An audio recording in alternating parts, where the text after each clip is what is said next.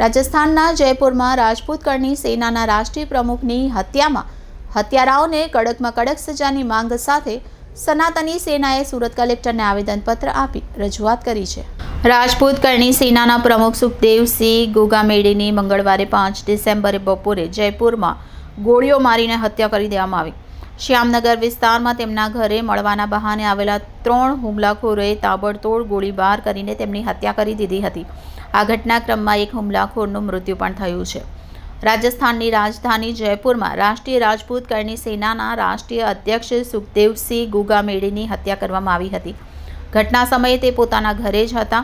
તે જ સમયે સ્કૂટર પર સવાર 2 બદમાશો ત્યાં પહોંચ્યા। બંને તેના ઘરની અંદર ગયા અને ઝડપથી ગોળીબાર કર્યો હતો, જેમાં સુખદેવસિંહ ગોગામેડીને 4 ગોળી વાગી હતી।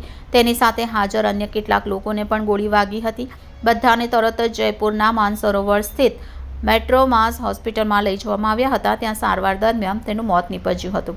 આ ઘટના સમગ્ર દેશમાં વાયુવેગે પ્રસરી ગઈ હતી અને રાજપૂત કરણી સેના સહિતના અનેક હિન્દુ સંગઠનો જયપુર પહોંચી હત્યારાને કડક શબ્દોમાં આ હત્યાને વખોડી કાઢી ધરણા કર્યા હતા। જ્યાં આજે સુરતમાં સનાતની સેના દ્વારા હત્યારાઓને કડકમાં કડક સજાની માંગ સાથે કલેક્ટરને આવેદનપત્ર આપી રજૂઆત કરી હતી।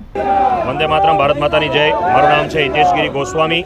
આપણે સૌ કોઈ જાણીએ છીએ કે જે ઘટના આજે રાજસ્થાનના જયપુરની અંદર થઈ છે, સુખદેવસિંહ ગોગામેડીજી જે રાષ્ટ્રીય કરણી સેનાના રાષ્ટ્રીય અધ્યક્ષ હતા, રાષ્ટ્ર માટે ધર્મ માટે જેઓ હર હંમેશ લડતા હતા અને એમના ઘરમાં જઈ અને ગોળી મારીને હત્યા કરવી એ કંઈક સંદેશ આપે છે કે કાનૂનની કોઈને ડર રહી નથી, સંવિધાનનો કોઈને ડર રહ્યો નથી અને કાનૂન પ્રશાસન ઉપર જઈ અને આજે જ્યારે આ રીતેના કૃત્યો થતા હોય ત્યારે પૂરા ભારતની અંદર આનો વિરોધ છે।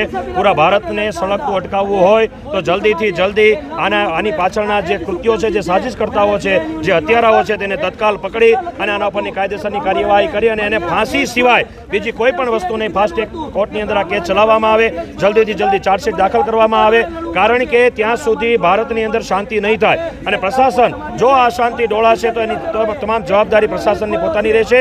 કારણ કે ભારત સરકારને આજે કલેક્ટર શ્રી મહોદય સુરતને આમાં આવેદનપત્ર એટલા માટે જ આપવા માટે આવ્યા છીએ કે શાંતિપૂર્ણ રીતે આજે ભારતની શાંતિ અશાંતિ ડોળાય નહીં, એના કારણે શાસન પ્રશાસન તત્કાલ ધોરણે આના ઉપર કાર્યવાહી કરે અને ભારત દેશને સુરક્ષિત કરે। વંદે માતરમ, ભારત માતાની જય।